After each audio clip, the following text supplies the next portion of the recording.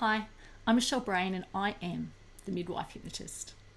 And if you don't want to miss out on any more of my clips or videos, just subscribe now, press the bell button and pick up some of the tips and tricks to keep you healthy and happy and positive. Keep your kids positive. So I wanted to just talk again today about things that have happened during hypnotherapy. So examples of some of the things that you can work into your life. And the other day we talked about a fellow hypnotherapist who had a heart condition and needed some stints put in. And he didn't end up getting the stints. He used hypnotherapy. So today I wanted to talk about midwifery and how I've used it in midwifery and how wonderful it's been. So not too long ago, I remember a girl came to me to help with her childbirth. She'd actually had a hard childbirth earlier on and was quite traumatized by it all. So the midwife put her in contact with me, which was so lovely. And we had many conversations and a few hypnotherapy sessions as well.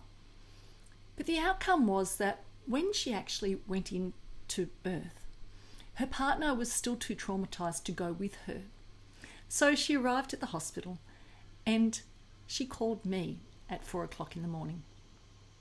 I stayed on the phone with her till 8:30 that morning. And over those few hours, she allowed me to talk to her through that birth, through that process. Right up until when the doctors asked her if they could check her to see how far dilated she was. And she was so adamant that she didn't want that.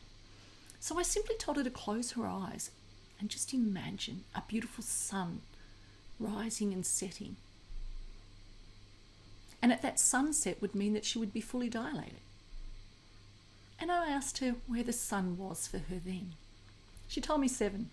She said, I'm 7 centimetres. And I said to the doctor in the room, who knew me quite well, by the way, she's 7 centimetres. And the doctor was a bit sceptical, but was happy with that for the moment. Half an hour later, she decided to check her anyway.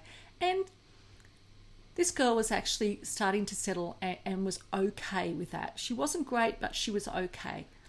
They did a check and she was 8 centimetres half an hour after she had already told us that she was 7.